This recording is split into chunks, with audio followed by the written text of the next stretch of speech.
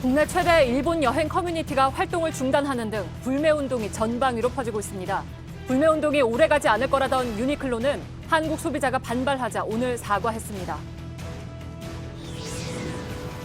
삼성전자와 SK하이닉스가 반도체 생산 라인에서 일본산 소재 대신 국산 제품 등을 쓰기 위한 시험에 들어갔습니다. 수출 규제가 길어질 가능성에 대비한 건데 일본 내에서도 결국 자국의 소재 기업들이 피해를 볼 수 있다는 우려가 나옵니다. 이명박 전 대통령이 한때 자신의 측근이었던 정두원 전 의원 빈소에 참으로 안타깝다는 메시지와 함께 조화를 보냈습니다. 이 전 대통령의 여러 의혹에 대해 폭로를 이어온 정두원 전 의원은 2007년 대선에 경천 동지할 일이 있었다고 지난해 말했는데 근데 그 일들이 무엇인지 모두 밝히진 않았습니다. 필리핀 동쪽 바다에서 발생한 제5호 태풍 다나스가 우리나라로 올라오고 있습니다. 아직 소형 태풍이고 진로 예측이 어렵지만 장마 전선에 영향을 주면서 주말쯤 비가 많이 올 걸로 보입니다. 장애가 있는 10살 친아들을 필리핀에 버리려 한 의혹을 받는 한의사 부부가 2010년 네팔에서도 아이를 홀로 둔 채 돌아왔던 걸로 드러났습니다. 또 취학 통지서가 나오자 다른 지역으로 주소를 옮겨 교육당국의 눈을 피하려고도 했습니다. 택시업계와 타다의 갈등이 이어지자 정부가 상생 대책을 내놨습니다. 플랫폼 택시가 제도권으로 들어오는 대신 기존 택시를 줄이는 비용을 분담하는 방식입니다. 명성교회의 부자 세습이 불법인지 여부를 판단하려던 이른바 교회 재판이 또 결론을 내리지 못했습니다. 뉴스룸 2부에서 세습의 문제를 제기한 이용혁 목사를 연결합니다. 최근 귀갓길을 노린 성범죄들이 잇따라 발생하고 있습니다. 제가 서 있는 이곳이 대표적인 안전 대책 중의 하나인 안심 귀갓길입니다. 오늘 밀착 카메라에서는 시민들의 귀갓길을 돌아봤습니다. 공기청정기가 도로 위로. 내일을 바꾸는 현대수소 전기차. 예, 시청자 여러분, JTBC 뉴스룸을 시작하겠습니다. 사지 않겠다, 팔지 않겠다, 그리고 가지 않겠다까지 일본을 향한 불매운동이 확산되는 속도가 심상치가 않습니다. 독도나 위안부 문제가 불거졌을 때도 소비자들의 불매운동은 일어나곤 했었습니다. 그러나 이번엔 좀 상황이 다른 것 같습니다. 손해를 보더라도 안 팔겠다는 골목상인들, 또 일본 맥주에는 자연스럽게 손이 가지 않는다는 시민들, 파는 사람과 사는 사람 모두 이심전심인 모습입니다. 게다가 일본 여행은 일부 대형 여행사에서는 절반 이하로 뚝 떨어졌습니다. 전례 없던 일입니다. 회원만 130만 명이 넘는 일본 여행 커뮤니티도 오늘부터 활동을 중단했습니다. 먼저 성화선 기자입니다. 기나긴 휴면 상태로 접어들까 합니다. 오늘 새벽 국내 최대 일본 여행 커뮤니티에 올라온 글입니다. 회원 수만 133만 명이 넘는 곳인데 한동안 문을 닫겠다는 겁니다. 일본 불매운동을 지지하기 위해서입니다. 국립부산과학관은 중학생 30명이 참가하는 일본 과학 탐구 여행을 취소했습니다. 여름 휴가철로 접어들었지만 여행사를 통한 일본 여행 예약은 절반 넘게 줄었습니다.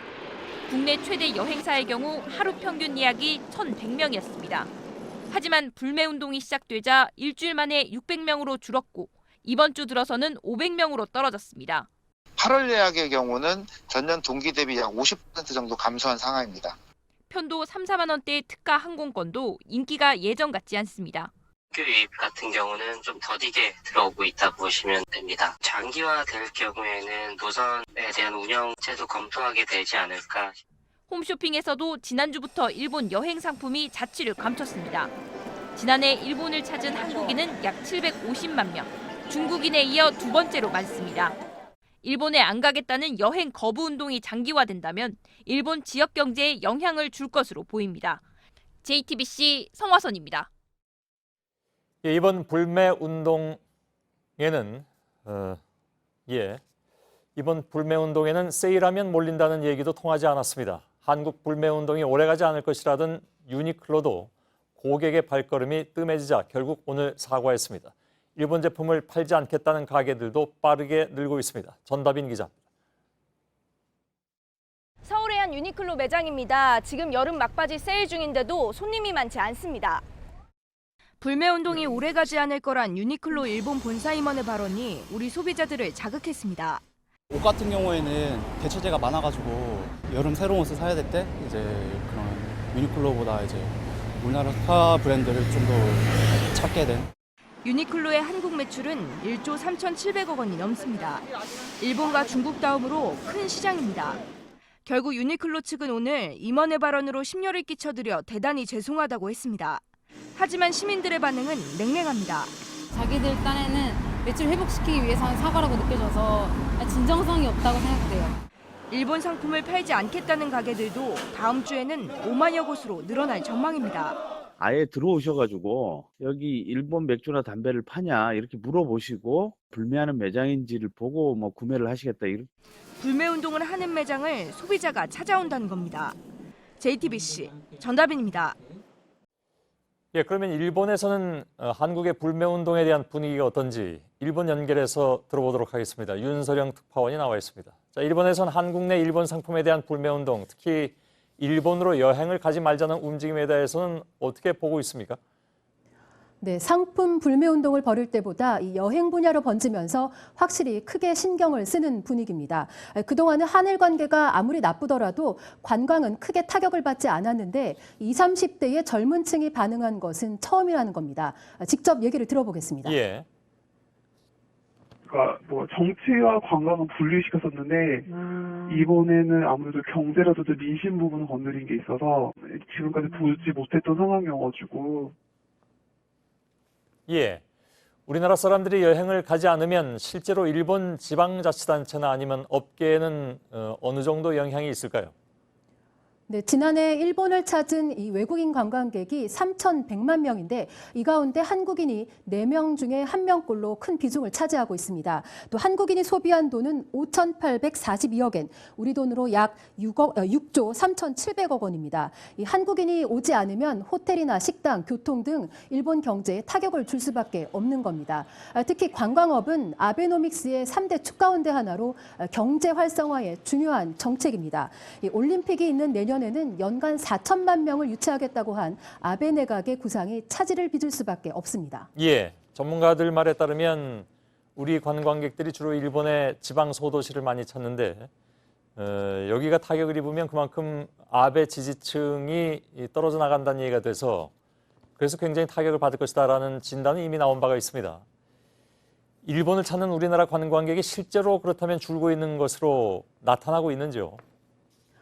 정확한 통계는 2달쯤 지나야 나오기 때문에 수치로 말씀드리기는 어렵습니다. 하지만 이 비행기 좌석이 비었다든지 거리에 한국인이 좀 덜 보인다든지 하는 식으로 체감은 된다고 합니다. 일본 한 지방의 관광업계 관계자는 지금 일본에 가면 무슨 소리를 들을지 모르니까 안 가는 게 좋겠다고 취소한 사람들이 많다고 말했습니다.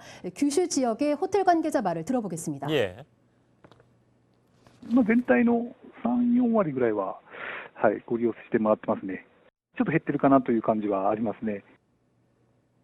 예. 무슨 소리를 들을까 봐 안 가는 경우가 물론 있을 수도 있겠습니다만 대부분의 경우에는 자발적으로 안 가는 분들이 더 많은 것 같습니다. 요즘 분위기 보면.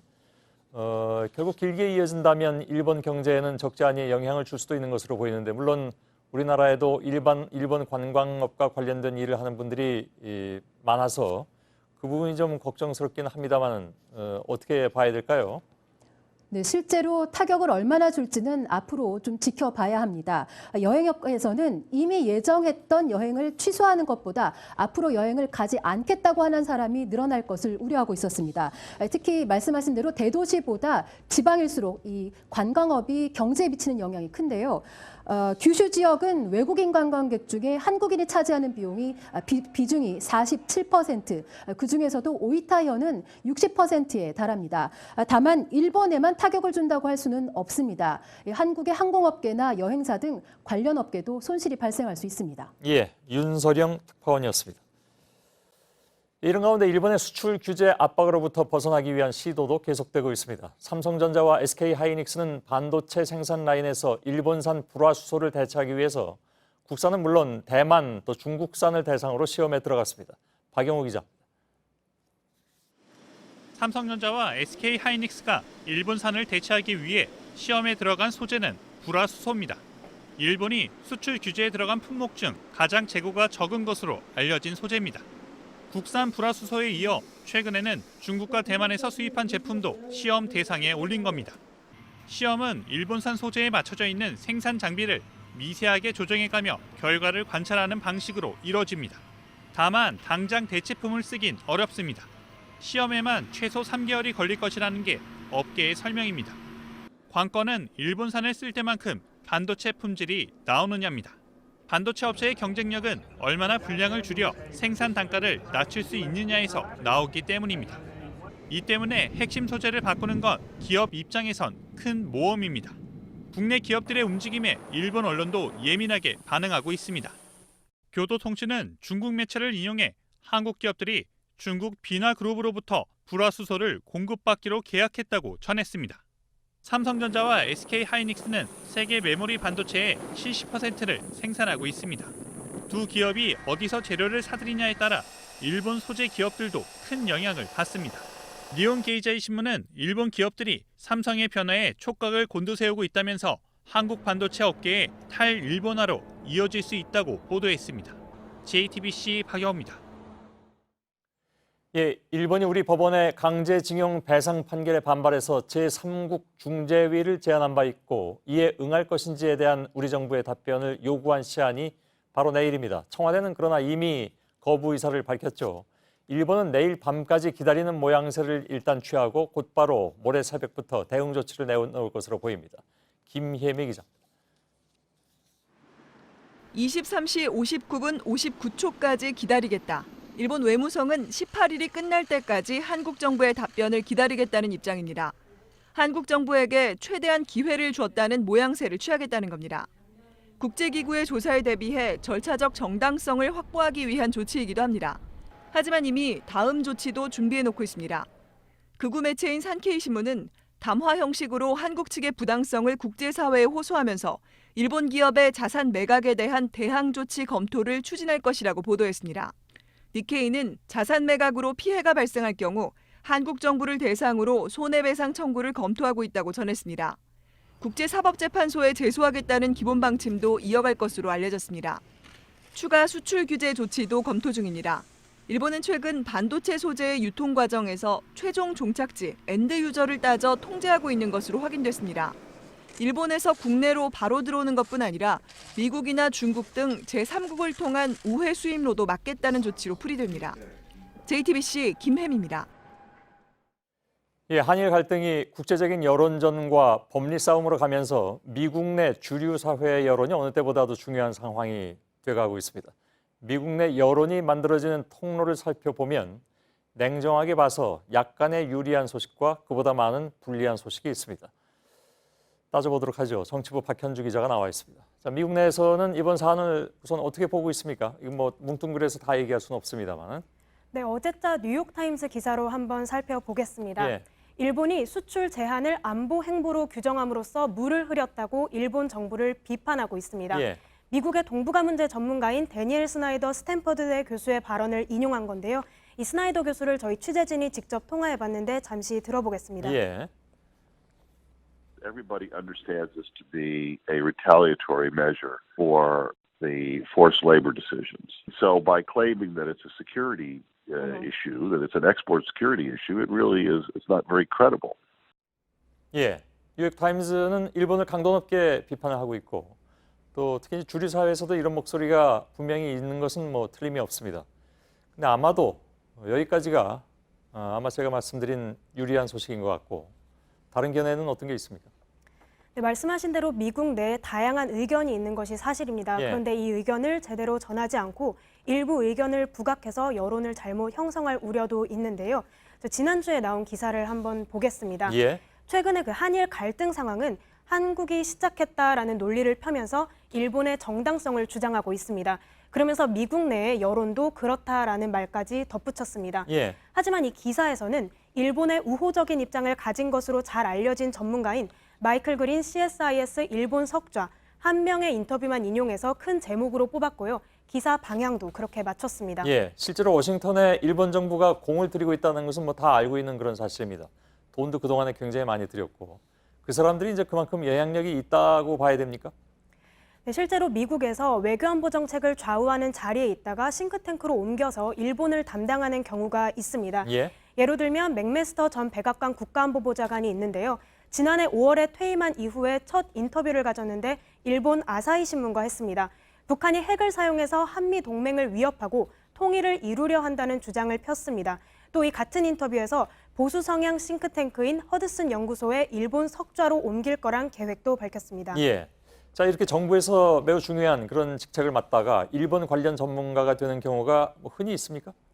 아주 이례적인 것은 아닙니다. 미국에서 지일파를 양성하는 주요 통로로 꼽히는 사사카와 재단 미국 지부를 예로 들 수가 있는데요. 2차 대전 전범이었던 사사카와 료이치가 설립한 곳입니다. 그런데 이곳의 데니스 블레어 이사장은 미국 정보기관을 총괄하는 국가정보국장 출신입니다. 앞서 기사에서 소개해드린 마이클 그린 CSIS 일본 석좌도 부시 정부에서 아시아 담당 선임 보좌관을 지냈습니다. 이외에도 이른바 재팬 핸즈로 불리는 전문가 집단들이 이렇게 주요 대학과 싱크탱크에 퍼져 있습니다. 사실 그 미국의 공무원 출신이니까 매우 중요한 여러 가지 정보를 가지고 있고 특히 정보 출신들은 더 말할 것도 없잖아요. 그걸 재직 중에 취득한 어떤 정보 같은 것을 특정한 나라를 위해서 이렇게 쓸 수도 있는 그런 문제가 생기지 않겠습니까? 지금 이런 그 예들이 바로 그런 걸 얘기해주고 있는데 소위 이 재팬 핸즈들이 주요 싱크탱크의 이름을 빌려서 일본의 입장을 대변하는 목소리를 실제로 많이 내기도 합니까? 말씀하신 대로 미국 내 일본 전문가 이 재팬 핸즈들은 미국 사회 내에서 굉장히 영향력이 큰 집단이어서요. 이들의 의견이 미국의 전체 여론으로 포장이 되기도 합니다. 또 일본이 정부 차원에서 기금을 투입해서 미국의 일본 학자들을 양성하고도 있는데요. 이에 관한 전문가 의견 들어보겠습니다. 일본의 책임이 아니라 한국이나 중국의 그런 강경한 자세 때문이다라는 식의 인식을 좀 확산시키는 데 있습니다. 아무튼 일본의 막대한 자금력이 또 여기에도 동원이 됐을 테고요. 잘 들었습니다. 박현주 기자였습니다.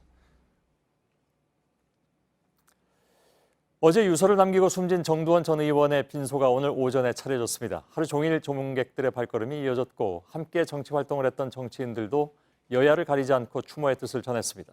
서울 신촌 세브란스 병원을 잠깐 연결하겠습니다. 최기준 기자가 나와 있습니다. 자, 퇴근 시간이 지나면서 조문객 수가 늘고 있다고 들었습니다. 그렇습니다. 어제 이곳에 안치된 정두원 전 의원의 빈소는 오늘 아침 9시부터 마련이 됐습니다. 하루 종일 조문객들의 추모 행렬이 이어졌고 퇴근 시간이 지난 지금 더 늘어나고 있습니다. 앞서 경찰은 2차례 검안을 한 끝에 정두원 의원의 시신에서 타살 흔적은 없다고 최종 결론 내렸습니다. 지금 현재는 빈소 안에서 유가족들과 장례위원을 맡은 지인 20여 명이 남아서 조문객들의 행렬을 맞이하고 있습니다. 자, 저희가 이 연결이 끝나면 이제 자세히 전해드릴 예정이긴 한데 정치적으로 인연과 악연이 겹쳤던 이명박 전 대통령도 추모의 뜻을 보냈다면서요? 네, 현재 구금 중인 이명박 전 대통령은 최측근인 이재호 전 의원을 통해 조화와 추모사를 보냈습니다. 오늘 아침부터 여야를 가릴 것 없이 정치권 인사들의 추모의 발걸음이 이어졌는데요. 가장 먼저 빈소를 찾은 것은 유승민 바른미래당 전 공동대표였습니다. 이와 함께 김부겸 우상호 더불어민주당 의원과 나경원 자유한국당 원내대표, 오신환 바른미래당 원내대표, 심상정 정의당 대표, 그리고 박지원 민주평화당 의원도 함께했습니다. 청와대에서는 노영민 대통령 비서실장이 직접 조문을 왔고 조국 민정수석 역시 페이스북을 통해 깔끔한 보수 정치의 선배라고 표현했습니다. 자, 어제 저희가 연결할 때는 유서 내용이 다 공개되진 않았습니다. 혹시 오늘 새롭게 확인되는 것이 있는지요? 어제와 마찬가지로 가족들의 요청에 따라 유서의 구체적인 내용은 공개가 되지 않았습니다. 앞서 정 전 의원은 어제 자택에서 자필로 쓴 A4용지 한 장 분량의 유서를 남긴 것으로 확인이 됐습니다.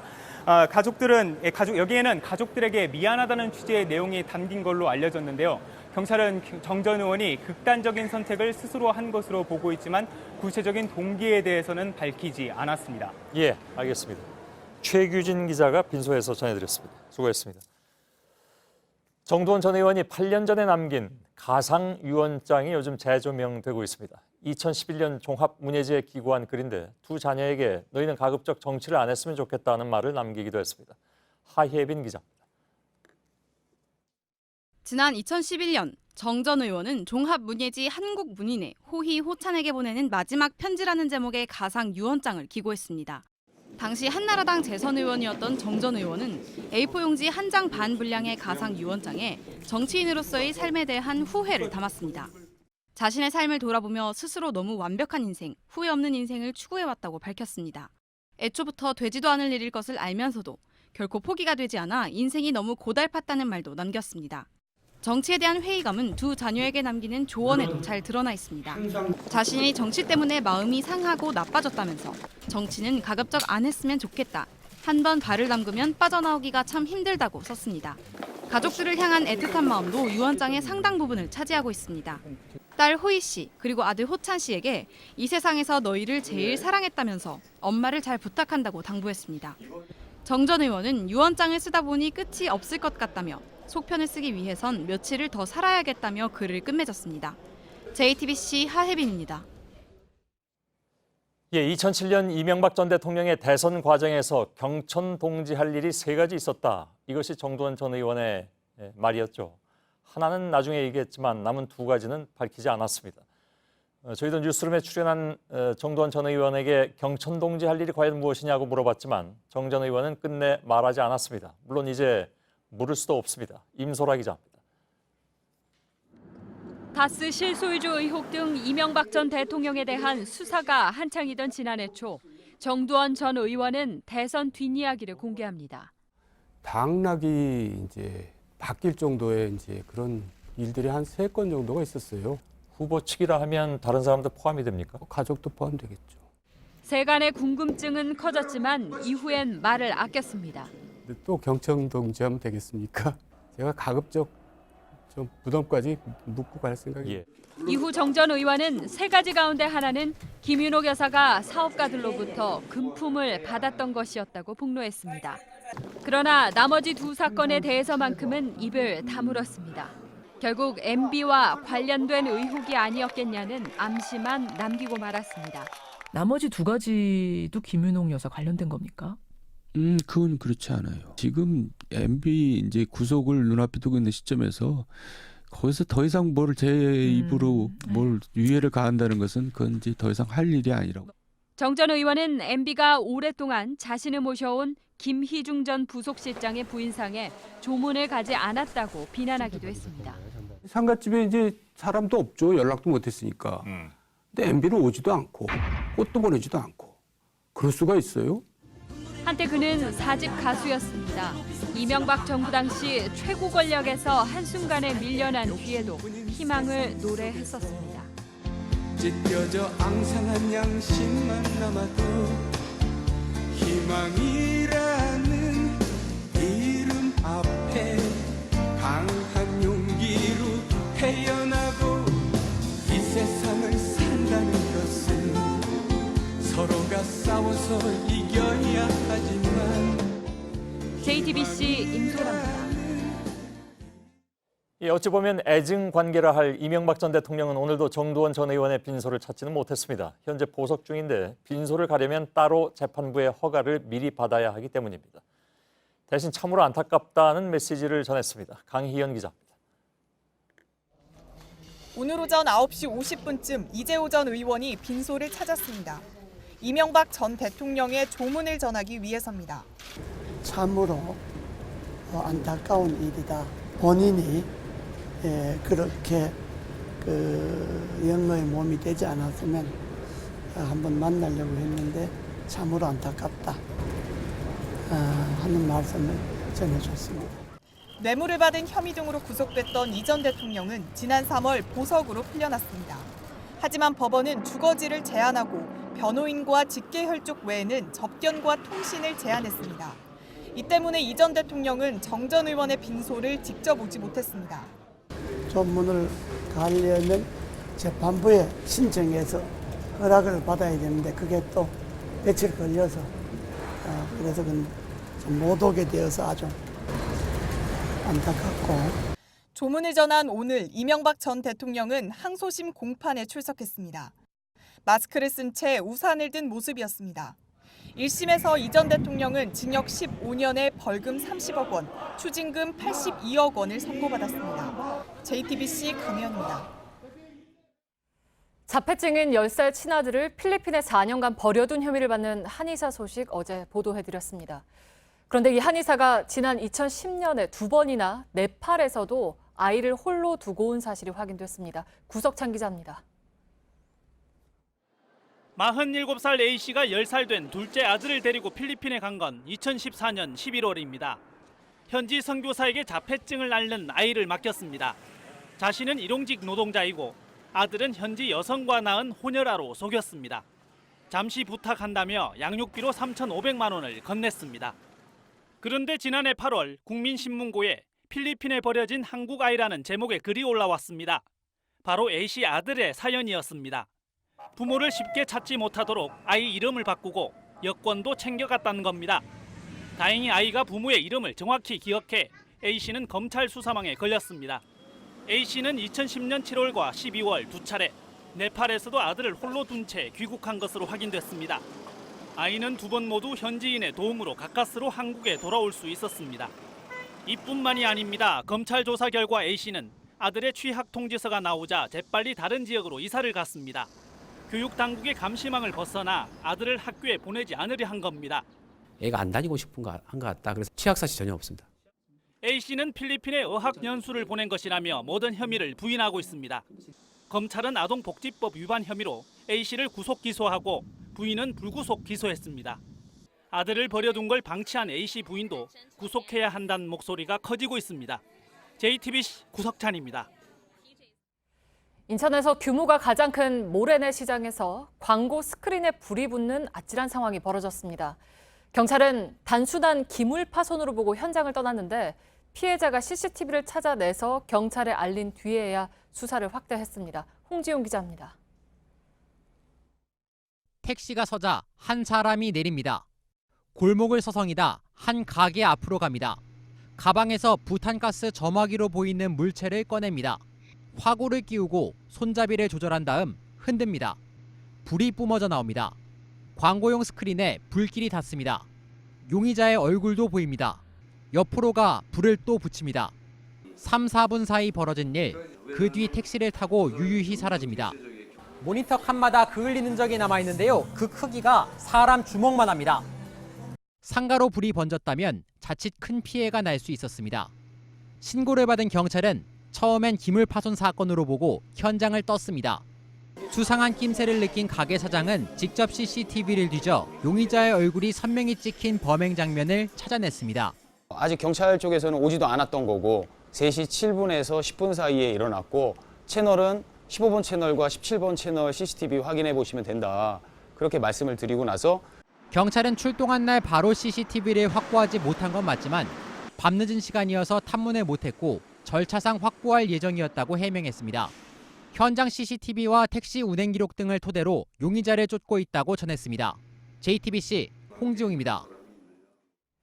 경찰이 가사도우미를 성폭행한 혐의로 고소된 김준기 전 동부그룹 회장에 대한 범죄인 인도 청구를 법무부에 요청하기로 했습니다. 미국 정부가 이를 받아들이면 김 전 회장은 현지 사법기관의 재판 등을 거쳐 국내로 송환됩니다. 앞서 경찰은 김 전 회장의 여권을 무효화했지만 김 전 회장이 신병 치료를 이유로 6개월마다 체류 자격을 연장하고 있어서 강제로 구인하기 어렵다고 밝혔습니다. 타다와 택시업계의 갈등을 풀기 위해서 정부가 중재안을 내놨습니다. 타다를 제도권으로 들이되 기존 택시처럼 면허를 사거나 택시 기사들을 위한 기여금을 내란 내용입니다. 먼저 이세누리 기자 리포트 보시고 자세하게 짚어보겠습니다. 이번 정부안의 핵심은 이 타다를 택시 제도권으로 끌어들이겠다는 겁니다. 우선 정부가 현재 서울 기준으로 7천만 원 내외인 면허권을 매년 1,000대 분량으로 사들입니다.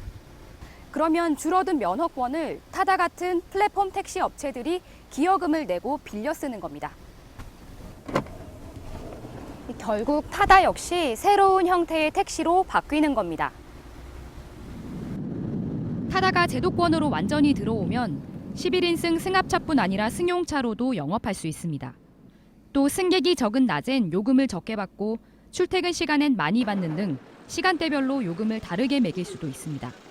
다만 타다 기사도 택시 기사 자격을 얻어야만 운전대를 잡을 수 있습니다. 플랫폼 사업자가 낸 기여금은 기존 택시를 줄이거나 택시 면허권을 반납한 고령 운전자들의 연금을 주는 데 사용됩니다. 법인 택시기사가 회사에 매달 내야 했던 산업금은 없애고 내년부터 월급제를 도입하기로 했습니다. 하지만 큰 틀에서 합의가 됐을 뿐 여전히 논란의 소지는 남아 있습니다. 타다처럼 렌터카로 영업하는 걸 허용할지에 대해선 명확한 판단을 내리지 않았습니다. 택시업계의 거부감이나 이런 부분이 너무 강하기 때문에 아쉽게도 지금 현재 발표하는 계획에는 그런 부분을 반영하지 못했다는 부분을. 플랫폼 업체들이 기여금을 얼마나 내야 할지를 놓고도 논쟁이 이어질 것으로 보입니다. 상생안은 올 연말 관련법을 개정한 뒤 이르면 내년 하반기 시행될 예정입니다. JTBC 이세늘입니다. 네, 타다를 둘러싼 갈등 이후 이른바 혁신 사업자와 기존 업계가 과연 공존할 수 있느냐? 그러면 방안은 뭐냐? 이걸 놓고 말 그대로 각계각층의 논쟁이 벌어졌습니다. 정부의 이번 대책이 그 해답을 제시한 건지 취재 기자와 이야기해 보겠습니다. 이한주 기자 나와 있습니다. 정부의 상생안이 시행이 되면 구체적으로 어떤 것들이 달라지나요? 네, 이번 정부안은 새로운 플랫폼 사업자들을 기존 제도권 안으로 최대한 흡수를 하겠다는 겁니다. 타다로 대표되는 플랫폼 업체들은 택시와 경쟁했지만 사업 구조는 달랐는데요. 렌터카와 기사를 통째로 빌리는 방식으로 현재 운수사업법을 우회했습니다. 정부는 이걸 택시처럼 면허를 받아 운행하도록 한 겁니다. 다만 새로운 서비스가 안착할 수 있도록 확실한 법적 장치도 만들어주기로 했습니다. 서비스와 요금에는 제한을 두지 않기로 한 게 대표적입니다. 네, 그러니까 합법이냐 불법이냐 이 문제는 좀 풀린 것 같고 그러면 승객들 입장에서는 어떤가요? 달라진 게 있습니까? 네, 그동안 승객들의 가장 큰 불만은 내 돈 주고 택시를 타는데 왜 기사들의 눈치를 봐야 하는 거였습니다. 네. 승차 거부와 과속도 택시에 대한 불신을 키웠습니다. 다양한 택시들이 제도화되면서 이런 불만들은 상당 부분 줄어들 것으로 보입니다. 원하는 형태의 택시를 가격에 맞춰 골라 탈 수 있게 됐기 때문입니다. 다만 서비스를 누리려면 요금도 더 내야 할 것으로 보입니다. 이미 타다는 택시 요금보다 20%가 높고 브랜드 택시와 카카오 택시 등은 최대 10,000원의 콜비를 내야 하는데요. 앞으로 시간대별로 요금 등 부과 방식도 좀 더 다양해질 전망입니다. 네, 그러면 타다는 뭐라고 합니까? 아까 이세누리 기자 리포트에서 타다가 기여금도 내야 한다고 했잖아요. 받아들이겠다고 합니까? 네, 맞습니다. 원칙적으로는 수용하겠지만 세부적인 부분은 좀 따져봐야 한다는 입장입니다. 네. 당장 정부가 면허를 주겠다는 플랫폼 택시는 1000여 대인데요. 타다가 현재 운행하는 차만 1000대가 넘습니다. 다른 업체들까지 감안하면 차량을 줄여야 한다는 얘긴데요. 여기에 한 대당 월 40만 원 정도 기여금도 내야 할 것으로 보입니다. 네, 그래서 이제 플랫폼 사업자들 사이에서는 이번 대책으로 진입 장벽이 높아질 거다 이런 말들이 지금 나오고 있는 거겠죠? 네, 맞습니다.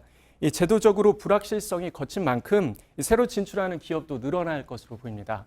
하지만 이번 안대로 택시 면허를 빌리거나 사려면 적지 않은 자금이 필요합니다.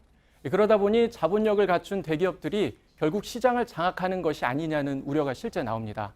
아니면 미국의 우버와 중국의 디디추싱 등 거대 해외 자본들이 들어와 잠식할 수도 있습니다. 일단 큰 갈등은 진정된 만큼 이 세부적인 보완책은 논의를 좀 해봐야 될 것으로 보입니다. 네, 알겠습니다. 이한주 기자가 정리를 해드렸습니다.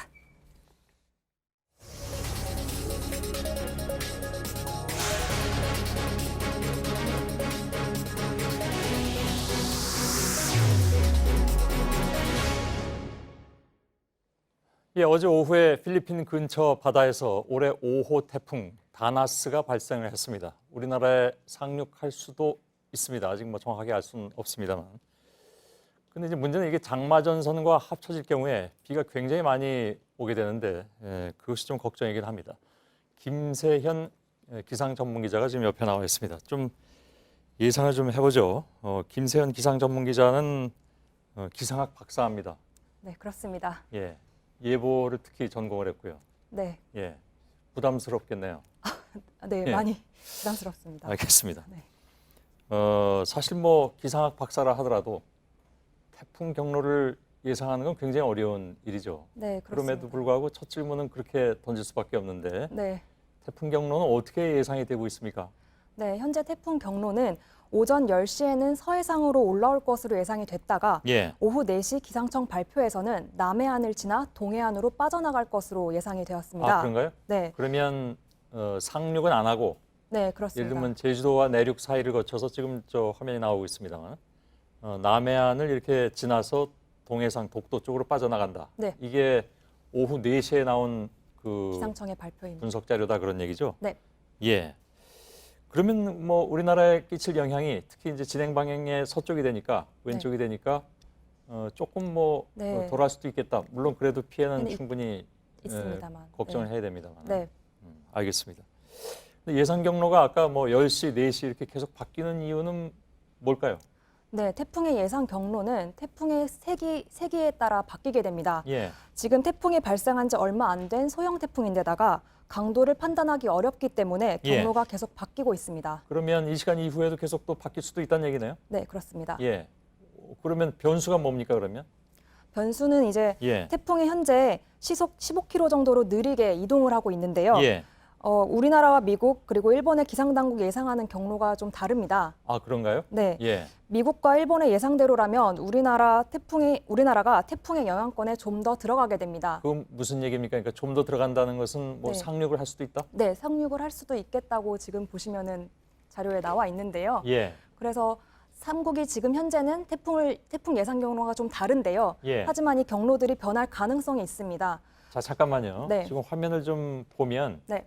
가운데는 우리 기상청이 내는 것으로 남해안을 스쳐가는 것으로 되어 있습니다. 네. 왼쪽은 미국의 합동 태풍 경보센터에서 낸 건데 네. 보면 좀 더 북쪽으로 돼서 우리를 관통하는 것으로 나와 있잖아요. 네. 오른쪽에 일본 기상청은 매우 더 확실하게 네. 우리 서해안, 그러니까 네. 인천 쪽 어디 옹진반도 쪽으로 해서 상륙하는 것으로 되어 있는데 네. 많이 다릅니다. 네, 그렇습니다. 예. 이렇게 다른 이유는 그러니까 그 삼국의 예측 모델마다 다를 수가 있는데요. 아, 예, 예. 그리고 현재 예보가 난 시간들이 다 다릅니다. 예. 일본의 경우는 가장 이른 시간, 지금부터 좀 더 오래전에 난 예보고요. 그렇군요. 미국은 6시, 우리나라는 4시에 발표가 난 상태입니다. 그렇군요. 그럼 일본 기상청은 3시에 발표하고 안 했기 때문에 네. 이 이후에 나오는 예보는 조금 달라질 수도 있다는 건데. 네, 그렇습니다. 그러면 좀 어려운 질문을 드리겠습니다. 네.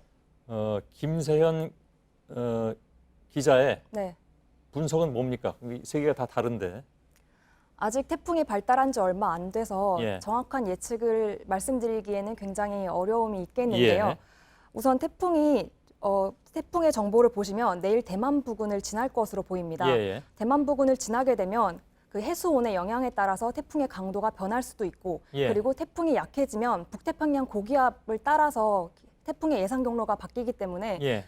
내일 대만을 지날 때를 좀 더 지켜봐야 정확한 예상을 할 수가 있을 것 같습니다. 그런가요? 네. 그러면 김세현 기자가 보기에 네. 이 세 가지 중에 어느 쪽이 더 확률이 높을 거라고 생각을 하십니까? 저는 단언해서 말씀드릴 수는 물론 없겠지만 그렇겠죠. 저의 예상보다는 바람은 기상청의 예보가 따라갔으면 기상청? 좋겠습니다. 예. 피해가 좀 더 적을 것으로 보이기 때문에. 알겠습니다. 만족할 만한 대답은 사실 아니긴 하지만 네. 근데 제가 뭐 그렇게 강요할 수는 없는 거니까요. 네. 우리 기상청의 분석을 믿어보도록 하죠. 네. 그 태풍이 그 경로하고 위력에 따라서 네. 아까 제가 말씀드릴 때 장마 전선하고 합쳐질 가능성이 있다고 했잖아요. 네. 그건 김세현 기자의 말을 따라서 제가 드린 건데 네. 그럴 가능성은 매우 높습니까? 네, 그렇습니다. 예. 태풍이 북상하면서 장마 전선에 수증기를 굉장히 많이 공급하게 되는데요. 예. 이렇게 되면 장마 전선이 더 강해지게 됩니다. 예. 일단 장마 전선은 오늘과 내일 우리나라 남부에 비를 뿌리고 잠시 내려가게 되는데요. 예. 주말에 다시 올라오게 됩니다. 이때 태풍이 수증기를 한껏 머금고 올라오기 때문에 예. 장마 전선이 많은 비를 뿌릴 가능성이 있겠습니다. 예. 어느 정도나 비가 올 것 같습니까? 우선 지난달 26일에도 장맛비로 인해서 엄청나게 많은 폭우가 내렸었는데요. 예. 제주도에는 장맛비로 300mm가 넘는 폭우가 내렸었습니다. 당시 태풍은 아니지만 열대 저압부로부터 많은 수증기를 공급받은 장마전선이 내린 비이기 때문에 예. 이번에도 마찬가지로 많은 비가 내릴 수도 있을 것으로 보입니다. 예. 그렇다면 지난번에 한 200mm, 300mm 정도가 왔었는데 네. 그에 준하는 정도의 비가 올 가능성도 있습니다. 있다. 네. 예. 알겠습니다. 조심해야 될 것 같군요. 네. 예. 여기까지 듣겠습니다. 네. 김세현 기상전문기자였습니다. 수고했습니다. 네. 예. 민주평화당이 둘로 갈라지게 됐습니다. 박지원 의원 등 민주평화당 의원 10명이 오늘 새벽 사실상 분당 선언을 했습니다. 이른바 제3지대를 만들어서 민주당과 한국당을 견제한다는 것인데 여기에는 또 다른 문제가 있습니다. 즉 바른미래당의 미래까지 엮여 있습니다. 김필준 기자입니다. 하락세를 보이던 민주평화당 지지율이 1% 밑으로 내려앉자 이대로는 총선을 치르기 어렵다는 주장이 힘을 얻었습니다. 어젯밤 9시 소집된 의원총회는 소속 의원들이 당의 진로를 놓고 끝장 토론을 하는 자리였습니다. 이 자리가 끝난 뒤 박지원 의원 등 10명은 대한정치연대를 만들기로 선언했습니다. 보도자료가 배포된 건 오늘 새벽 0시 30분쯤, 사실상의 분당 선언이었습니다. 독자 노선을 가야 한다고 주장하던 정동영 대표는 박지원 의원에 대한 불쾌감을 감추지 않았습니다. 한 원로 정치인의 역할입니다. 당의 단합을 위해서 노력하기보다는 뒤에서 들쑤시고 분열을 선동하는 그분의 행태는 보도자료를 낸 이들은 제3지대를 위한 신당 창당까지 언급했습니다. 제3지대 신당을 만들어가기 위해서는 사람이 필요하겠죠. 밖에는 주로 그래도 바른미래당 쪽에서 변화를 또 바라는 분들도. 이들은 이미 바른미래당 호남 의원 10여 명과 물밑에서 접촉해왔습니다. 그래서 총선을 앞두고 호남 전체를 아우르는 정당이 만들어질 거란 전망도 나옵니다. 그럴 경우 과거 같은 당이었던 바른정당 출신 의원들과 한국당이 보수 통합을 추진할 거란 분석도 있습니다. JTBC 김필주입니다. 이학수 전 삼성그룹 부회장이 오늘 이명박 전 대통령 재판에 증인으로 다시 나왔습니다. 검찰이 최근 다스의 미국 소송 비용을 삼성 측에서 대납해준 금액이 51억 원이 더 있다는 것을 발견을 했는데 사실 여부를 확인하기 위해서입니다. 이 전 부회장은 부탁받은 대로 처리하라고 지시했다고 선선히 인정했습니다. 송우영 기자입니다. 이학수 전 부회장은 지난 3월에 이어 두 번째로 증인석에 섰습니다. 처음 증언에선 다스가 미국에서 벌인 소송 비용 68억 원을 삼성에서 대신 내줬다는 걸 선선히 인정했습니다. 이후 검찰은 삼성이 대신 내준 돈이 51억 원 더 있다는 걸 발견했습니다. 이 전 부회장은 51억 원을 삼성이 내준 게 이명박 전 대통령을 지원한다는 의미였냐는 질문에 맞다고 답했습니다. 이 전 부회장은 당시 다스를 대리한 미국 로펌에 소속된 김석한 변호사가 두 번 찾아와 삼성이 법률 비용을 대줬으면 좋겠다고 했다고 밝혔습니다. 특히 청와대에 소송 문제가 있는데 삼성이 지원해줬으면 좋겠고 이 전 대통령이 고맙게 생각하고 있다고 했다는 김 변호사의 말을 공개했습니다. 이 전 부회장은 이후 이 요청을 삼성전자 미국 법인이 처리하도록 지시했다고 진술했습니다. 평소 삼성과 친분이 있던 김 변호사의 요청이니 별로 따져보지 않고 원하는 대로 처리해주라고 했다는 겁니다. 이 전 대통령 측은 기업이 큰 돈을 내면서 내용과 금액도 확인하지 않고 줬다는 건 상식적이지 않다며 믿을 수 없다고 반박했습니다. JTBC 송우영입니다. 사법농단 사건으로 재판을 받고 있는 양승태 전 대법원장의 구속기한이 한 달도 채 남지 않았습니다. 재판부는 최근에 그 전이라도 석방하는 방안을 검토하겠다는 뜻을 내비쳤죠. 그러자 검찰이 재판부에 절대 안 된다는 의견서를 냈습니다. 의견서 곳곳에 증거 인멸이 우려된다는 내용이 담겨 있습니다. 공대송 기자입니다. 검찰이 구속기한 만료를 앞두고 있는 양승태 전 대법원장의 석방에 관한 의견서를 제출했습니다. 법원이 양 전 원장을 풀어줘도 공정한 재판이 가능하다고 하자 반발한 겁니다. 검찰은 의견서 곳곳에 증거인멸에 대한 우려를 드러냈습니다. 취재진이 입수한 의견서에 따르면 검찰은 212명의 전체 증인 중 1%도 채 되지 않는 2명만 증인 신문을 마쳤습니다. 검찰은 양 전 원장이 풀려날 경우 법정에 나올 증인들의 진술을 조작할 가능성이 높다고 지적했습니다. 검찰은 또 구속기간이 끝나 풀어줄 수밖에 없는 상황이 오더라도 엄격한 조건을 다는 보석 방식을 고려해달라고 요청했습니다. 이명박 전 대통령의 조건부 보석과 같은 방식입니다. 주거지와 해외 출국을 제한하고 사건 관계자들과 직접 또는 변호인을 통해 만나지 못하게 해야 한다는 겁니다. 이에 대해 양 전 원장 측은 검찰의 주장이 억측이라고 반박했습니다. 구속 만료를 앞둔 상황에서 조건을 붙여 풀어주는 것은 적절하지 않다고 했습니다. JTBC 공다소입니다.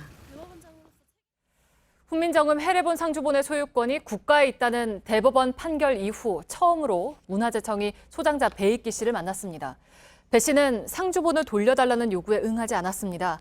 1,000억 원 정도를 주지 않으면 상주본을 돌려주지 않겠다는 입장을 바꾸지 않은 겁니다. 배 씨는 상주본이 국가 소유란 판결에도 불구하고 적당한 보상을 통한 반환을 고집하고 있는데 상주본의 소유권 무효 확인 소송 등 법적 대응을 검토하겠다고 했습니다. 이와 함께 현재 서울에서 활동하는 독지가에게 국가에 귀속하는 조건으로 1,000억 원 정도를 받고 상주본을 넘기는 방안도 논의하고 있다고 밝혔습니다. 2년 동안 아끼고 아껴서 모은 1,600만 원을 한 40대 여성이 안 쓰던 밥솥에 보관했습니다. 그런데 이 사실을 까맣게 잊고 밥솥을 버리고 말았습니다. 일주일 만에 알아차린 여성이 경찰에 신고를 해서 찾았는데 거짓말처럼 돈이 그대로 있었습니다. 조승현 기자입니다. 한 여성이 비닐봉지에 든 붉은색 물체를 분리수거장에 버립니다. 10년 넘게 쓴 전기밥솥입니다. 그런데 이 밥솥 안엔 생각지도 못한 게 들어있었습니다. 현금 1,600만 원. 요양보호사로 일하는 40대 여성 김모 씨가 2년 동안 적금을 부어 모은 돈입니다. 지난 5월 김 씨는 목돈을 만진 기분을 만끽하려고 안 쓰던 밥솥에 돈을 넣어뒀습니다. 그리고 한 달여가 흐른 지난 4일 새 밥솥을 산 김 씨는 돈을 넣어둔 걸 까맣게 잊고 헌 밥솥을 버렸습니다. 일주일이 지나 이 사실을 알아차린 김 씨는 경찰에 신고했습니다. 경찰도 김 씨도 처음엔 돈을 찾을 거란 생각을 못했습니다. 다행히 분리수거장 주변에 CCTV가 있어 밥솥을 싣고 간 차량을 확인할 수 있었습니다. 그리고 나흘째인 지난 15일 경찰은 분리수거장에서 15km 떨어진 고물상에서 밥솥을 찾았습니다. 현금도 그대로였습니다. 못 찾을 거라고 생각하시고 신고하셨을 거라고 생각이 드는데 다행히 그 돈을 찾게 되어가지고. 김 씨는 경찰청 홈페이지에 감사의 글을 올렸습니다. 또 거짓말처럼 되찾은 돈은 두 아이들의 시력 교정 수술에 쓰겠다고 전했습니다. JTBC 조승현입니다. 서울의 기름시장에 있는 한 재개발업체의 사무실이 하룻밤 사이에 완전히 허물어졌습니다. 당시 CCTV 화면을 저희 취재진이 입수했는데 또 다른 기름시장 관리 관련 업체가 포클레인으로 부순 거였습니다. 이들은 이권을 두고 다퉈왔습니다. 이희령 기자입니다. 아직 어둠이 걷히지 않은 지난 10일 새벽 이사 차량이 들어옵니다. 서울 기름시장 재개발을 추진하는 A홀딩스의 사무실입니다. 뒤이어 용역 직원 10여 명이 나타납니다. 이들은 이 사무실 집기와 서류 등을 꺼내 차량에 옮겨 실었습니다. 2시간쯤 뒤엔 대형 포클레인도 등장합니다. 컨테이너 사무실 2층을 마구 부수기 시작합니다. 이 자리에 20년 가까이 서 있었던 이 건물은 하룻밤 사이에 원래 모습을 알아볼 수 없을 정도로 이렇게 부서졌습니다. 이쪽으로 와보시면요. 바로 옆에는 이렇게 변압시설이 있어서 자칫하면 더 큰 사고로 이어질 수 있었습니다. 기름시장 관리와 관련된 업체 B홀딩스가 벌인 일이었습니다. A업체 대표는 영문도 모른 채 당했다고 말합니다. 현재는 완전 폭격을 맞은 것처럼 전 너무 허망하고 죽고 싶은 생각밖에 없어요. B업체의 말은 다릅니다.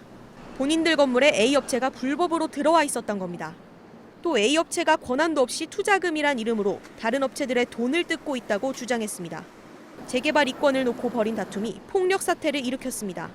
경찰은 양측 관계자를 불러 사실관계를 확인하고 있습니다. JTBC 이희령입니다. 같은 동네에 사는 이웃들끼리 스마트폰으로 중고품을 거래할 수 있는 앱이 요즘 인기입니다. 국내 스타트업 기업이 만든 겁니다. 그런데 거의 판박이 수준의 앱이 베트남에서 나왔습니다. 심지어 현지 업체가 아니라 네이버의 자회사가 내놓은 겁니다. 이현 기자입니다. 국내 스타트업이 만든 중고 거래 앱입니다. 현재 위치를 등록하면 같은 동네 사람끼리 직거래를 할 수 있게 만든 게 특징입니다. 회원 수만 540만 명이 넘습니다. 그런데 베트남에서도 유사한 앱이 등장했습니다. 네이버의 자회사 라인플러스가 지난해 12월 현지에 출시한 앱입니다. 두 앱은 버튼을 배치한 순서는 물론 크기까지 판에 박은 듯 비슷합니다. 집 근처와 직장 근처 두 지역에서만 거래할 수 있게 한 것도 같습니다. 거래가 끝난 뒤 상대방 매너를 평가해 점수를 매기는 것 역시 똑같습니다. 구석구석의 안내 문구 역시 한국어를 영어로 바꿔놓은 수준입니다. 두 앱이 처음부터 비슷했던 건 아닙니다. 당근마켓 측은 최근 해외 진출을 준비하다 라인의 앱이 자신들과 비슷하게 바뀐 걸 발견했다고 밝혔습니다. 네이버 같은 공룡기업이 스타트업의 그 잘 되는 서비스를 그대로 베껴서 해외 시장에 진출해 버리면 그만큼 국내 스타트업은 해외 시장에 진출할 수 있는 기회를 뺏기는 거거든요. 이에 대해 라인플러스 측은 앱 출시 이후 사용자들의 의견을 참고해 다양한 형태로 변화시켜 온 것일 뿐이라고 밝혔습니다. 논란이 일면서 청와대 게시판에도 진상을 밝혀달란 청원이 올라왔습니다. 해당 앱은 오늘 아침부터 한국에선 접속할 수 없게 차단된 상태입니다. JTBC 이연입니다. 네, 본격적인 한여름 더위가 다가오는 상황에서 가장 긴장하고 있을 곳이죠. 한반도에서 가장 덥다는 대구입니다. 오늘부터 대구에서 치맥 축제가 시작됐다고 하는데요. 윤두열 기자가 가 있습니다. 윤두열 기자, 지금 시민분들이 많이들 와 계시죠? 네, 벌써 사람들로 꽉 찼습니다. 보시는 것처럼 맥주를 먹고 치킨을 먹을 수 있는, 앉을 수 있는 자리는 전혀 보이지 않습니다. 그리고 맥주와 치킨을 파는 간이 점포마다 이렇게 긴 줄이 늘어서 있습니다. 올해로 7회째인 대구 치맥 페스티벌이 오늘 개막했습니다. 지난 3년 동안 100만 명이 넘게 찾은 축제죠. 올해 축제는 오늘 개막해서 일요일까지 닷새 동안 열립니다. 공식 집계는 아니지만 이 기간 동안 닭 40만 마리 그리고 맥주 30만 리터가 소비되는 것으로 알려져 있습니다. 원래 축제는 밤 10시까지인데요. 시민들이 너무 짧다고 성화를 해서 올해는 밤 11시까지 1시간 마감 시간을 늘렸습니다. 네, 11시까지만 이제 뭐 2시간 정도가 남은 건데, 근데 대구뿐 아니라 여기는 다른 지역이나 외국인들도 꽤 많이 오잖아요. 네, 그렇습니다. 대구뿐만 아니라 다른 지역 관광객들도 많이 찾고 있습니다. 코레일이 서울과 대구를 잇는 KTX 치맥 열차 운행을 시작했습니다. 또 대구 치맥 페스티벌 패키지 관광 상품을 통해서 외국인들도 많이 대구를 찾고 있습니다. 볼거리도 많이 늘었습니다. 지난해에는 맥주를 따르는 이 로봇이 등장해서 화제였는데 올해는 한번 보실까요? 네, 닭을 튀기는 로봇도 처음 등장해서 사람들의 눈길을 끌고 있습니다. 네.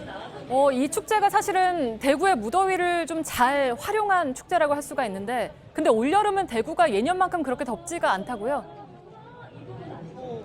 네, 맞습니다. 아직 좀 더 지나봐야 알겠지만 적어도 지금까지는 대구 시민들이 올여름은 좀 선선하다 이렇게 말을 할 정도입니다. 지난 30년간 전국에서 폭염 일수가 가장 많은 도시 바로 대구입니다. 이 때문에 아프리카와 대구를 합성한 대프리카라는 말이 탄생하기도 했죠. 작년 대구의 폭염 경보가 지난해 6월 24일 날 처음 발령이 됐는데 올해는 아직까지 발령되지 않고 있습니다. 치맥 페스티벌 개막일만 비교해봐도 올해가 훨씬 덜 더운데요. 지난해 7월 18일에는 36도까지 올랐는데 오늘은 29도까지 올랐고 지금도 25도 안팎의 바람까지 선선하게 불어서 축제를 즐기기에 아주 좋은 날씨가 이어지고 있습니다. 차고습한 오호츠크 기단의 영향으로 시원한 동풍이 대구 지역으로 많이 불어와서 예년보다 덜 더운 건데요. 덕분에 올해 대구 시민들은 아직까지는 조금 수월하게 여름을 나고 있습니다. 네, 알겠습니다. 대구에서 윤두열 기자가 전해드렸습니다. 경찰이 오늘 양현석 전 YG 엔터테인먼트 대표 프로듀서를 성매매 알선 혐의의 피의자로 입건하고 수사에 착수했습니다. 양 전 대표는 2014년 유흥업소 여성들을 동원해서 외국인 투자자들에게 성매매를 알선했다는 의혹을 받아왔습니다. 서해 행담도 휴게소 인근 해상에서 신고된 잠수함 잔망경 추정 물체는 오인 신고로 결론났습니다. 합참은 해역에 대한 수색 정찰 및 차단 작전을 진행한 결과 대공 혐의점이 없었다며 신고자 역시 현장에서 재확인하는 과정에서 어망 부표로 추정된다고 진술했다고 밝혔습니다. 국세청이 탈세 혐의가 있는 대형 유흥업소와 대부업자, 고액 학원 운영자 163명을 대상으로 동시 세무조사에 들어갔습니다.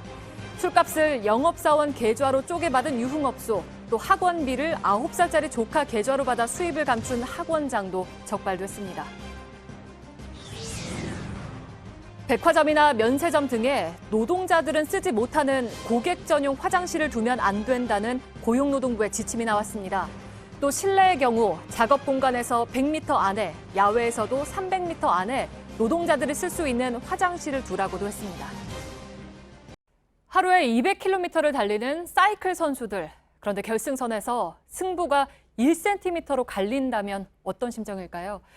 마라톤 같은 도로 사이클 대회지만 100m 달리기처럼 사진 한 장으로 승부를 판독하는 일이 종종 일어납니다. 문상혁 기자입니다. 결승선으로 다 같이 몰려 들어오는 자전거들. 그런데 누가 1등인지는 아무도 몰랐습니다. 결국 사진 판독을 써야 했습니다. 자전거 바퀴가 결승선을 통과한 순간이 담긴 사진을 확대해서 들여다봐야 간신히 누가 앞섰는지 알 수 있습니다. 선수들은 5시간 가까이 216km를 달렸는데 1위를 결정한 건 1cm였습니다. 가장 오래된 도로 사이클 대회 뚜르드 프랑스는 올해로 109년째인데 3주간 모두 3,460km를 달립니다. 서울에서 부산까지 4번 왕복해야 하는 거리입니다. 하루 평균 6시간 200km를 달리지만 때론 1cm 차이로 희비가 갈립니다. 그래서 누가 작은 힘으로 빨리 달릴 수 있는지 또 오래 버틸 수 있는지 이른바 효율을 높이는 게 중요합니다. 어떻게 하면 저항을 줄이면서 또 힘을 아낄까 고민하면서 자전거 안장에서 내려와 쪼그린 채 달리고 무리를 지어 달릴 땐 맞바람을 피해 가장 앞선 선수의 뒤에 바짝 붙습니다. 긴 뱀이 지나가듯 자전거 행렬이 꼬리를 물고 이어집니다. 빠르게 달리느냐보다 끝까지 달리느냐가 중요한 뚜르드 프랑스. 10번째 구간을 마치고 오늘 하루 쉰 선수들은 내일부터 다시 페달을 밟습니다. 앞으로 11구간이 남았고 1670km를 더 달려야 합니다. JTBC 문상혁입니다.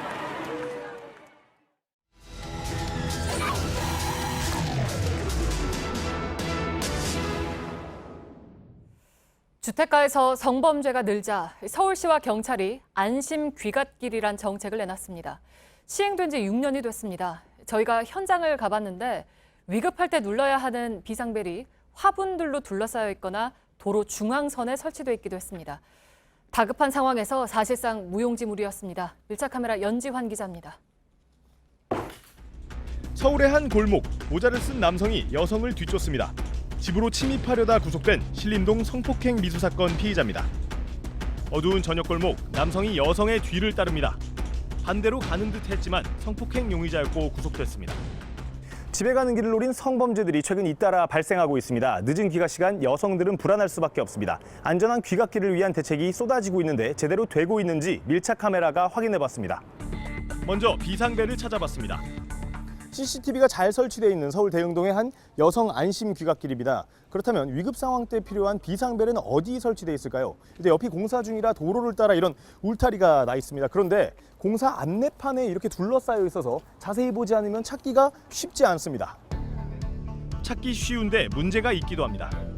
보시다시피 멀쩡하게 불이 들어와서 잘 보이는 비상벨입니다. 그런데 주위에 이런 토마토 화분들이 둘러싸여 있어서 이렇게 해집지 않고서는 도저히 누를 수가 없습니다. 반대쪽으로 가보면요. 이런 평상이 떡하니 버티고 있어서 올라가지 않고서는 도저히 누르기가 쉽지 않습니다. 화분은 얼마나 됐어요, 그러면? 이것도 몇십 년 됐어. 단속금 몇 번 당했다던데? 단속은 무슨 다... 아무런 표시가 없는 것도 있습니다. 비상벨이라고 뭐 안 써있네? 아무것도 안 써있네. 설치율은 절반 넘는 수준입니다. 평균적으로 전국에 있는 안심 귀갓길 하나당 2개 조금 안 되는 비상벨이 있다고 합니다. 그런데 이 비상벨을 보시면 비상벨이라고 써 있고 또 누르기도 쉽습니다. 그럼 조금 멀리서 한번 봐볼까요? 지하차도 중앙선 한복판에 설치돼 있어서 누르기 위해서는 인도에서 차도로 넘어와야 합니다. 이 비상벨이 중앙선에 설치가 돼 있어가지고요. 안심 귀갓길 바닥 표시는 어떨까? 이곳에 안심 귀갓길 지도를 가져와 봤습니다. 제가 서 있는 이곳에 노면 표시, 그러니까 안심 귀갓길이라는 페인트 칠이 되어 있어야 되는데 주위를 둘러봐도 찾아볼 수가 없습니다. 어떤 여성분들 같이 가서 보여주는 거예요? 그거는 여성 안심 스카우트 서비스고 혹시 여기가 안심 귀갓길로 지정된 거 좀 들어보셨나요? 못 들어봤어요. 전국 안심 귀갓길 10곳 중 8곳에 노면 표시가 없는 걸로 감사원은 조사했습니다. 밤길 밝히는 바닥 조명, 주민은 설치 이유를 모릅니다. 혹시 이거 뭐에 쓰는 건지 아세요, 이게? 중앙선. I don't know. I just moved it just maybe 1 day ago. 안전하게 갈 수 있는 그거 아니면은 맹인들. 태양열로 작동해 흐린 날엔 안 켜질 때도 있다고 합니다. 늦은 밤 승객이 원하는 곳에서 내려주는 안심 버스 제도가 있지만 알지 못하는 사람이 많습니다. 이용해보시거나 뭐 들어보신 적 있으세요? 아니요, 한 번도 들어본 적이 없는데요. 안심 정류소는 불법 주차된 차량의 몸살입니다. 대책은 늘어나는데 불안은 여전합니다. 다른 이름으로 택배를 받는 여성도 있습니다. 민감한 정보가 많다 보니까 아무래도 더 조심을 하게 되더라고요. 최철증, 아니면 이상철, 약간 이런 식으로. 휴대전화에 미리 112 앱을 설치해 손에 쥐고 있기도 합니다. 무단 침입을 한 적이 있었어요. 누가 조용하게 신고를 할 수 있는 방법을 찾다가 이 어플을 알게 되어가지고 소리가 들린다 싶으면은 이 어플을 켜두고 이제 준비를. 안심 귀갓길이 시작된 지 6년이 지났습니다. 하지만 조명을 꺼보면 이렇게 여전히 어두운 곳도 있습니다. 서울시가 새로운 사업을 시작하면서 생활 속 실질적인 불안을 해소하겠다고 밝혔는데요. 언제쯤 집에 안심하고 갈 수 있을까요? 밀착 카메라 연주환입니다.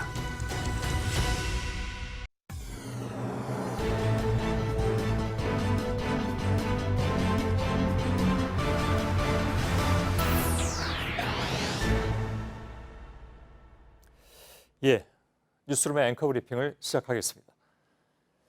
그는 3.1운동 당시에는 선비였으나 만세운동에 참여하다가 옥에 갇힌 뒤에 감옥에서 신앙을 접했습니다. 뒤늦게 목사 안수를 받고 자신의 고향인 경북 안동에서 목회를 시작했죠. 이원영 목사. 시대에 순순히 따랐다면 목사로서 평탄한 인생을 걸었겠지만 그는 험한 길을 택했습니다. 장로교단이 신사참배를 결의하고 조선장로호라는 이름의 전투기까지 헌납했던 시기, 신사참배에 반대했던 그는 교회에서 쫓겨난 것은 물론이고 교단에서 출교 처분까지 받았습니다. 산골짜기에 들어가 그 암흑의 시절을 보낸 이후에 여운형 선생은 물론 정치인들이 앞다투어 그를 찾았으나 그는 정치에 참여하지 않았습니다. 흰 두루마기 차림으로 전국을 순례하며 교단을 재건하고자 했고, 그렇다고 신사참배를 강행한 교단 지도부를 공격하지도 않았던 종교인의 품격. 그는 한국 개신교의 자부심으로 기억됩니다. 등록된 신자만 10만 명이라는 교회. 퇴임하고 2년 후에 아들이 자리에 앉았으니 세습이 아니라고 버티는 이 대형 교회의 억지식 교회법 논란은 오래 이어질 것 같습니다. 또 다른 한편에서는 이른바 막말 목사가 원래 교회는 정치하는 집단이라는 강변으로 논란을 불어일으켰죠. 그들이 개신교인 모두를 대표하는 것은 물론 아니겠지만 그들로 인해서 불거진 교회의 갈등을 지켜보는 평범한 교인들의 자존심은 어찌해야 할까? 신사참배로 무너진 교회를 일으켜 세우는 것이 우선이다. 권력과 금전과의 타협을 마다한 채 신념과 자존심을 지키고자 했던 이원영 목사.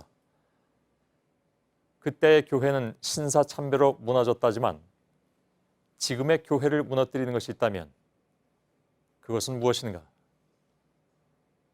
오늘의 앵커 브리핑이었습니다.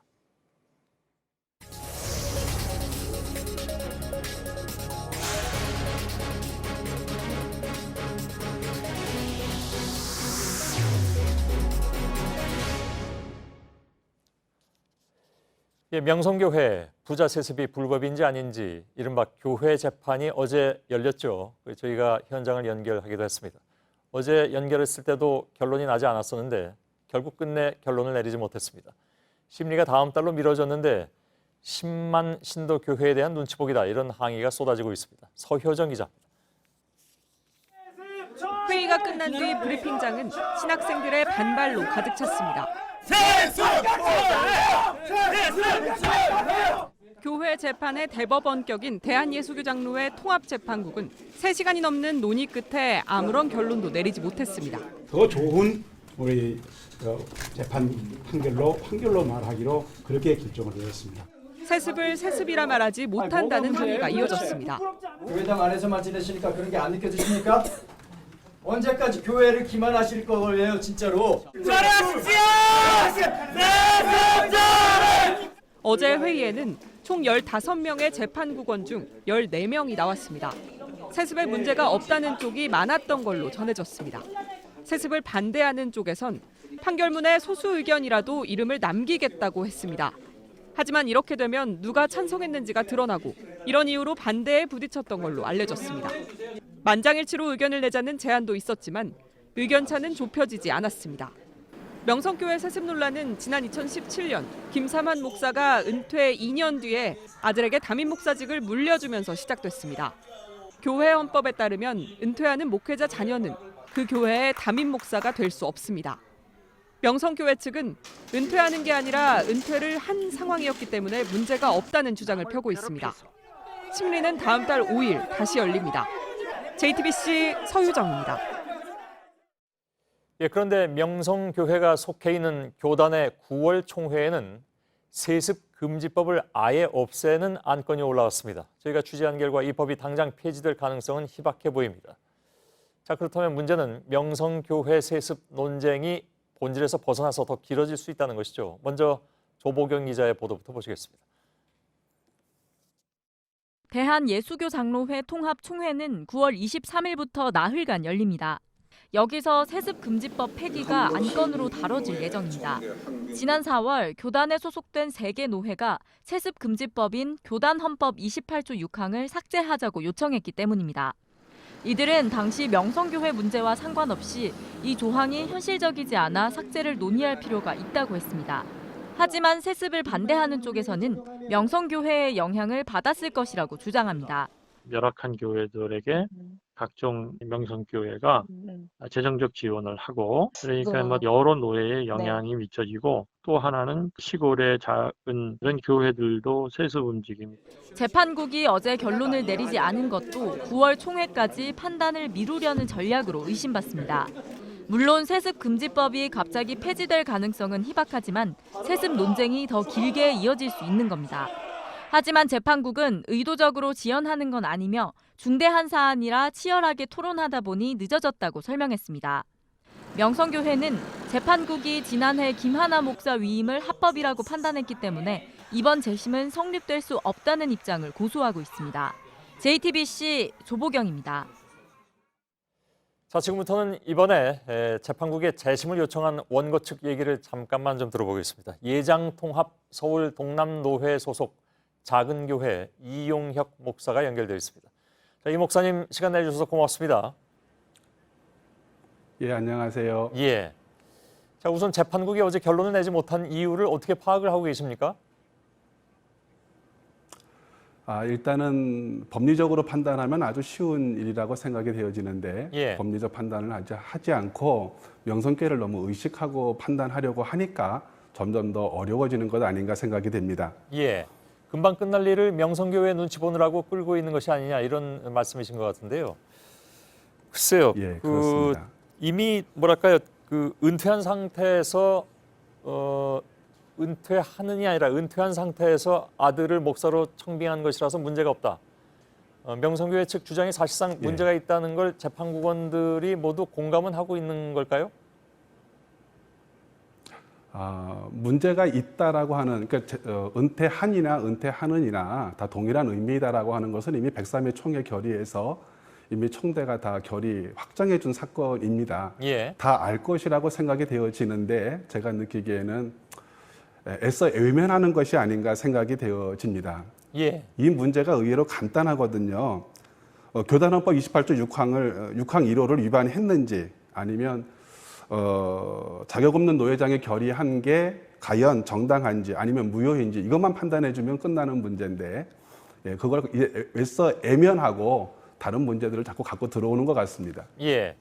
그런데 이제 법대로 하면 실제로 이제 명성교회가 교단을 탈퇴할 가능성도 있다.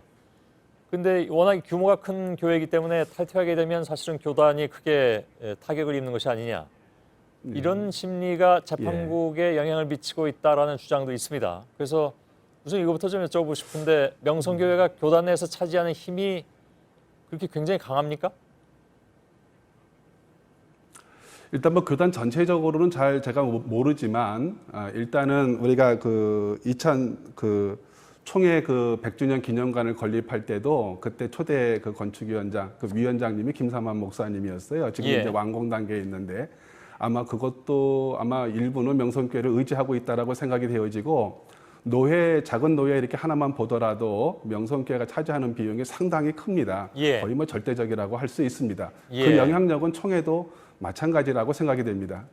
그러면 재판국에서 8월 5일에 다시 열더라도 과연 거기서 좀 확실한 어떤 결정을 내릴 수 있느냐 이건 좀 의구심이 가네요. 그래서 지금 벌써 이제 만장일치로 하느냐 표결로 하느냐 이런 것도 논란 중인 것으로 알고 있는데 혹시 만장일치가 아닌 표결로 결정할 수도 있습니까? 근데 어제 상황 봐서는 표결로 하면 또 결정이 안 날 것 같기도 하고 어떻게 보십니까?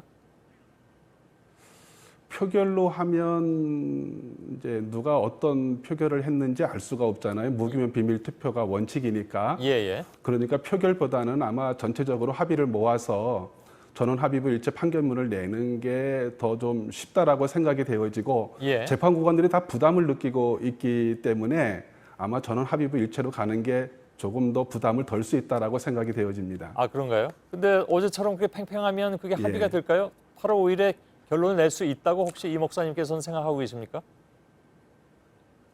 뭐 쉽지는 않을 거라고 생각이 되어지는데요.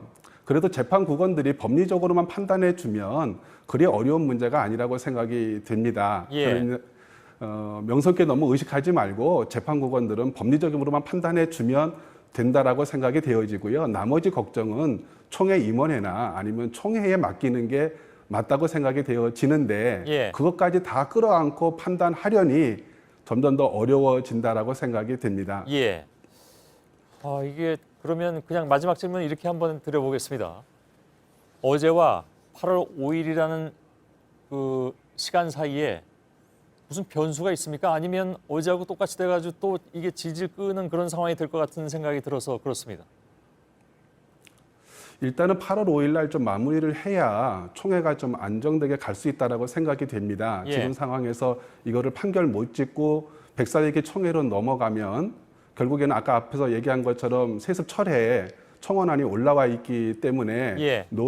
총회에서 충돌할 수 있는 가능성이 생기거든요. 예. 그러니까 그걸 방지하기 위해서라도 이런 8월 5일 날 어떻게 하든지 결정을 짓고 가야 총회가 안전하게 진행이 될 거라고 생각하기 때문에 예. 제 생각에는 결정을 짓고 가야 된다라고 생각이 됩니다. 그렇군요. 알겠습니다. 이번에 재심을 청구했던 주인공인 이용혁 목사와 잠시 얘기 나눴습니다. 고맙습니다.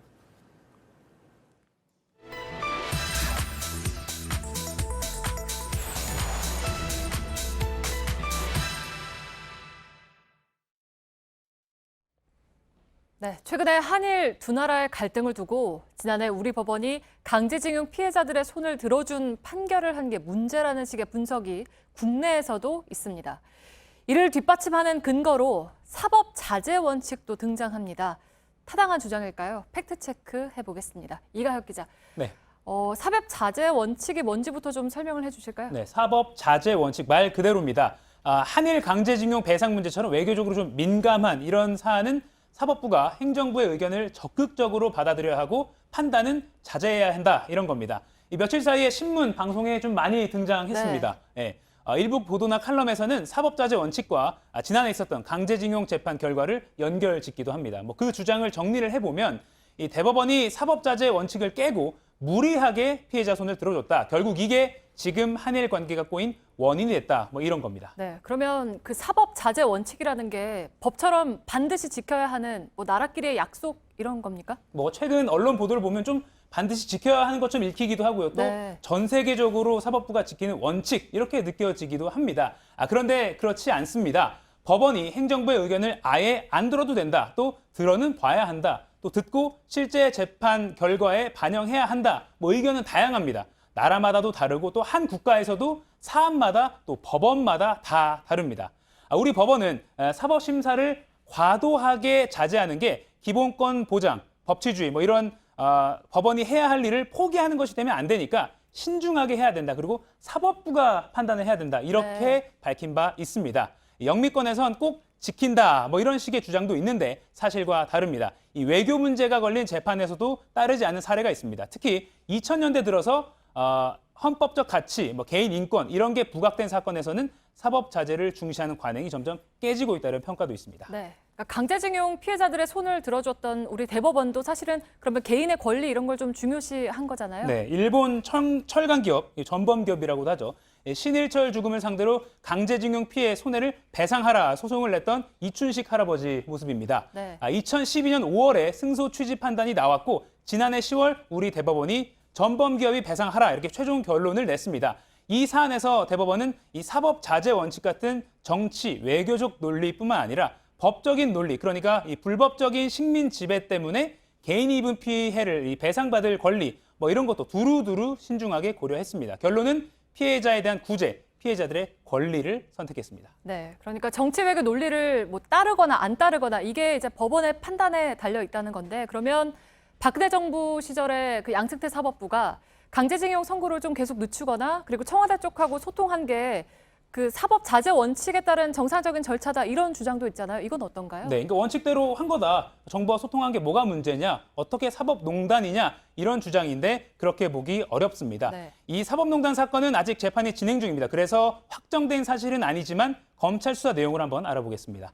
2015년 7월 상고법원 입법 추진을 위한 BH 청와대죠. 이 네. 설득 전략이라는 제목의 사법부 대외비 문건입니다.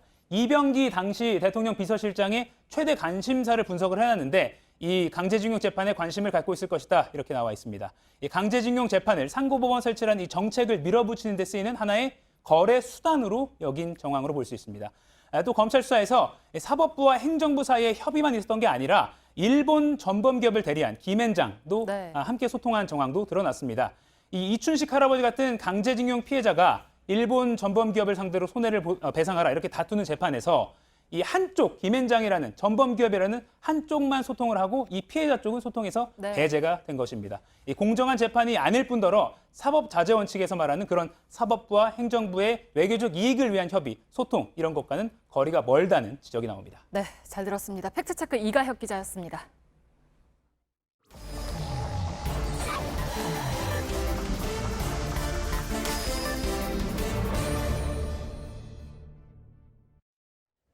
예, 비하인드 뉴스를 시작하겠습니다. 박성태 기자가 역시 나와 있습니다. 어서 오세요. 예.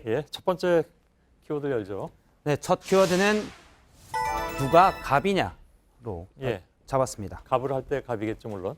예, 갑질의 갑인데요. 오늘 오전 민주당 한 의원실에서 112로 폭행 신고를 했습니다. 경찰이 출동을 했고요.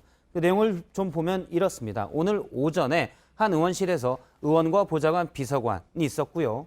그다음에 소속 상임위의 수석 전문위원과 입법조사관이 의원실로 왔습니다. 이 의원위에 대한 법안에 대한 검토 보고서를 놓고 옥신각신하다가 보좌관이 검토 보고서가 처음과 달라졌다. 내 국회 생활 19년 만에 처음이다라고 얘기하자 이를 약간 비아냥으로 느낀 수석 전문위원이 건방지다라고 하면서 일어나서 나가려고 했습니다. 그러자 보좌관이 드라마 보좌관을 이렇게 연상시키는 장면 비슷하기도 합니다. 아무튼 미안합니다. 전문위원실과 보좌관 간의 사실은 충돌인데요. 보좌관이 문을 잠가라라고 비서관 측에 있고 문이 잠겼습니다. 상황이 좀 급박해지자 의원이 수석 전문위원에게 단둘이 얘기하자라고 다른 방으로 의원실 안에 보면 다른 방이 별도로 있습니다. 그래서 다른 방으로 데리고 가려 하자 옆에 있던 입법조사관이 나도 같이 얘기하자라고 하자 보좌관이 당신은 안 돼라고 하면서 실랑이를 벌였습니다. 근데 애초에 문을 잠그라고 그러는 겁니까? 수석 전문위원이 의원실에서 더 이상 얘기 못하겠다는 취지로 나는 나가겠다고 하자. 그 문을 잠가라? 의원실 문을 못 나가게 잠가라라고 비서한테 얘기를 한 겁니다. 그 다음에는 실제 잠겼고요. 물론 제가 여기 표현은 이 둘의 갈등에서는 끝에 표현과 어조가 상당히 중요한데 당시 영상도 없고 녹취도 없기 때문에 양측의 공통된 입장만 모아서 중립적으로 표현을 했습니다. 이래서 경찰이 출동했고요. 문을 단둘이 얘기하자고 하면서 다른 방으로 들어갔을 때 입법조사관이 들어가라 하자 잠깐 몸싸움을 하면서 실랑이를 하는 와중에 입법조사관이 넘어졌습니다. 그래요? 입법조사관은 임신 중이라고 했는데 바로 병원으로 갔습니다. 입법조사관은 보좌관이 밀쳐서 넘어졌다.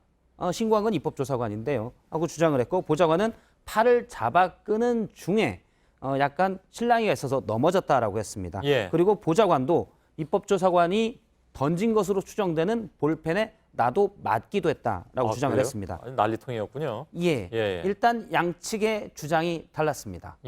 경찰은 뭐라고 얘기합니까? 경찰은 일단 입법조사관이 병원에 있어서 조사는 못한 것으로 보이고요. 저녁까지 확인했는데 못했었고요. 나중에 불러서 조사를 하겠다고 했습니다. 아직 입장은 없고요. 원래 법안을 의원이 발의하면 전문위원실에서 이를 검토를 합니다. 그리고 과연 법에 맞는지 살펴보게 되는데요. 문제가 된 검토 보고서는 이렇습니다. 지난 3월에 원래 의료법에 진료 거부 금지 규정이 있는데 해당 의원이 발의한 법안은 에이즈 감염인을 진료 거부하면 안 된다라고 구체적으로 명시하자라는 건데요. 예. 취지가 타당하다, 인식 제고가 필요하다면서 전문위원실에서는 타당하다고 했습니다.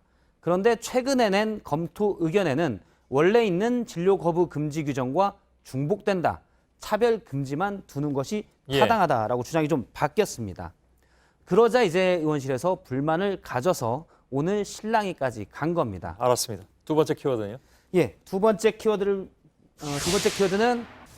일베에게 아베란. 예, 무슨 내용입니까? 일본의 수출 규제는 정치와 경제를 연계시킨 거다. 일본 언론에서도 비판 여론이 있고요. 뉴욕타임즈에서도 일본이 세계의 자유무역을 깨트렸다라고 거론하기도 했습니다. 예. 국내에서도 앞서 본 바와 같이 일본 제품 불매 운동이 있는데 극우 성향 커뮤니티인 일베에서는 좀 다른 움직임이 있었습니다. 예. 일본 제품 구매 인증샷 올리기를 일부 회원들이 하고 있었는데요.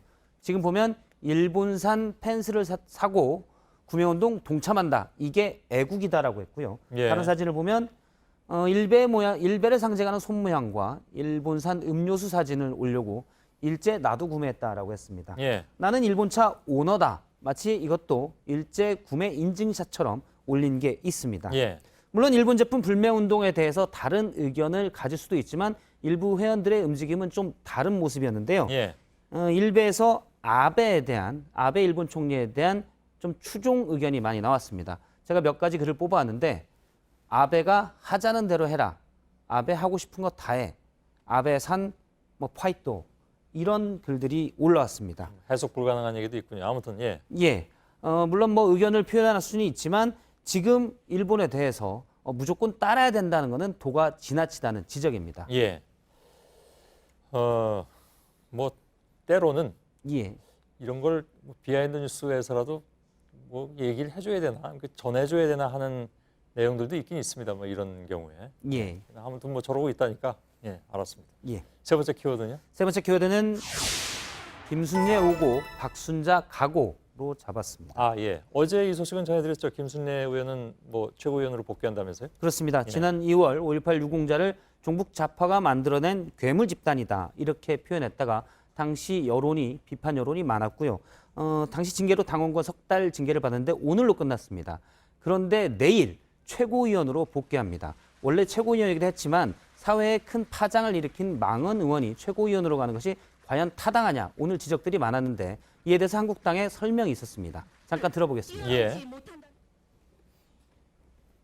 전당대회에서 선출된 최고위원 직위까지 그것을 박탈할 근거가 전혀 없다 하는 것이 모든 법조인들의 해석이었고.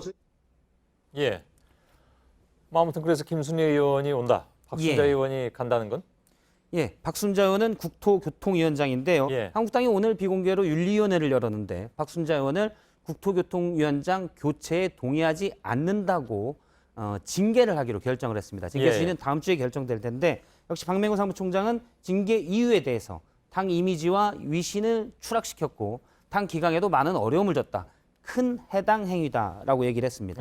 소속 의원들의 5.18 망언 때는 사실 여론에 떠밀려서 징계를 했다라는 해석이 많았는데 그리고 이번에 최고위원으로까지 복귀하는데 당 기강을 문제 삼아서 전 국토교통 상임위원장을 바로 신속하게 징계하는 것을 보고 당 기관이 과연 국가적인 망언보다 더 해로운 것이냐라는 지적이 나왔습니다. 예, 알겠습니다. 여기까지죠? 예. 박성태 기자였습니다.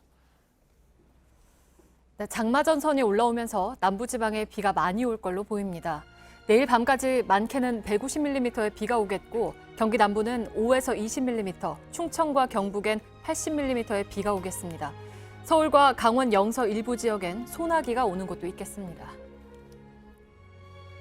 예, 뉴스룸 끝나고 소셜 라이브를 진행하겠습니다. 오늘 두 기자가 나올 텐데 채용 과정을 좀 공정하게 하자 하는 그 법이 이제 시작이 됐죠. 그 여러 가지 얘기들이 좀 있을 것 같습니다. 좀 듣도록 하죠. 예, 저희들은 내일도 최선을 다하겠습니다. 여러분 고맙습니다.